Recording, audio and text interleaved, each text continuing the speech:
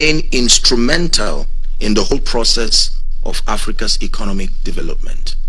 How true. Our second thought, healthcare and social services. According to a World Health Organization report, you may want to listen to this, about 60% of healthcare delivery in Africa is orchestrated by the church and or faith-based platforms. This is substantial in the backdrop of the fact that public health provision is hampered by weak governance, management flaws, and limited financing. In general, African governments allocate arguably less than 10% of their budgets to healthcare, and as such, the health sector is characterized by a short supply of health workers, depleted and dysfunctional health systems, limited availability of essential drugs, and poor health infrastructures. I come from the northern part of Nigeria, and I can tell you that these are not just theoretical statements. It's unfortunate when you get to some of these areas in Nigeria for a case study.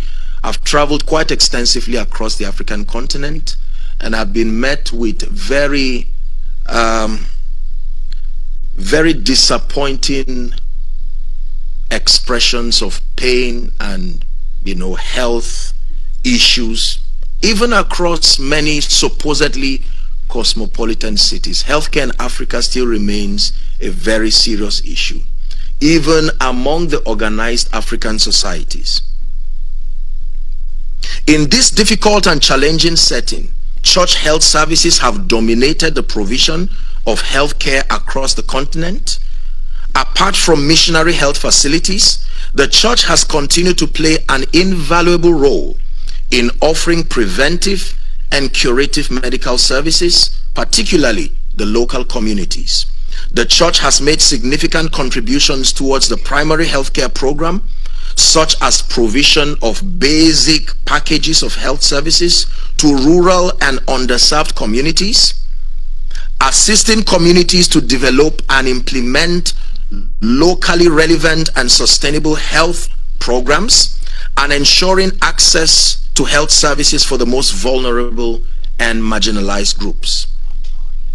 The church health services have put more emphasis on the most rural and isolated communities where no other healthcare provider exists. In remote and poor localities which do not have roads or good road networks, and where people have to walk sometimes, and you believe this, for more than a day to reach the nearest hospital available, the church has maintained services that would easily have been abandoned by the state.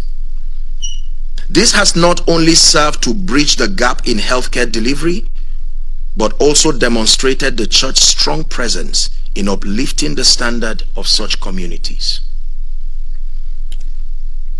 The third area of focus in examining Africa's role is the area of economic empowerment, and particularly I'm looking at entrepreneurship, job creation, and social aid. The church has increasingly engaged in Africa's economic and social development by providing various supports and value-adding economic empowerment services for the well-being of the African people. For example, the church has been involved in giving both spiritual support and material contribution to the poor, the needy, and the less privileged within their churches and communities. I can tell you that myself and our organization have been actively involved in this wise. We've launched various programs. There currently is an agricultural empowerment program, and we've spent millions and millions of naira just putting together professionals along that line to help train and empower people. This came as a response to the harsh economic reality that is plaguing Africa, and that includes Nigeria, even though the largest nation within the African continent. The church has been actively involved in collaborating with private organizations and governmental institutions to help create jobs, give professional career trainings and workshops, set up entrepreneurship and business programs to as many individuals and local communities at large. Many churches have been at the back of the rise of many startups and SMEs with a view to promoting economic empowerment within their regions and extending same across the entire continent. Our fourth area of consideration: peace and religious tolerance. I took a deep breath because this is quite an interesting one. Religion has been a force of both good and ill in the stability of the African countries. This is the fact. In several destabilizing conflicts, conventional or low level, faith and religion have served as important undertones and sometimes as the outright basis for conflict and wars. Examples of these factors or examples of these kinds of incidences are, for a case study, the Boko Haram insurgency in northern Nigeria. This has largely been driven by extremist views. And then you may want to consider the Lord's Resistance Army in Uganda that was formed in 1987 by Joseph Kony with the aim of overthrowing the Ugandan government of Yoweri Museveni and establishing a Christian theocratic state. In several other conflicts, religion has been an undertone, even if not a formal basis of conflict. In Nigeria, again, for instance, the conflict between the Fulani herdsmen, many of you have heard this or probably followed the trend through the lens of media.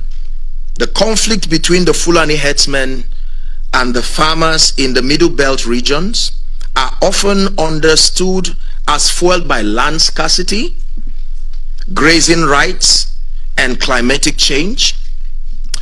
But the truth is that they have a very strong religious undertone. The herdsmen are usually men of extremist views and practices, and the farmland communities they displace as part of the land grabbing program sometimes and most times are usually occupied or belong to Christian communities. This has been proven without any sense of prejudices, biases, or sentiments. In many regards, the law enforcement agencies on apprehending many of these extremist herdsmen, most of them have been found to be people who sustain extremist views, and their victims have usually been people of the Christian faith. But religion has also been a force for peace and peace building in Africa, contributing to possibilities for development. In Mozambique, for a case study, which experienced a 16-year civil war between Renamo and the Frelimo forces that left 1 million people dead and ended in 1992, Mozambique's churches played a decisive mediation role that ended the war. Interfaith religious groups have also played strong roles in peace building, in civil conflicts, in nations like Cote d'Ivoire and the Central African Republic. The church and many other religious bodies have played significant roles in the release and the freedom of many victims of kidnap and abductions, as we have in many parts of Nigeria, including the Middle Belt and so on and so forth. In fact, extending to all the African nations. I remember one time I returned from a meeting and I was met with a very serious distress call.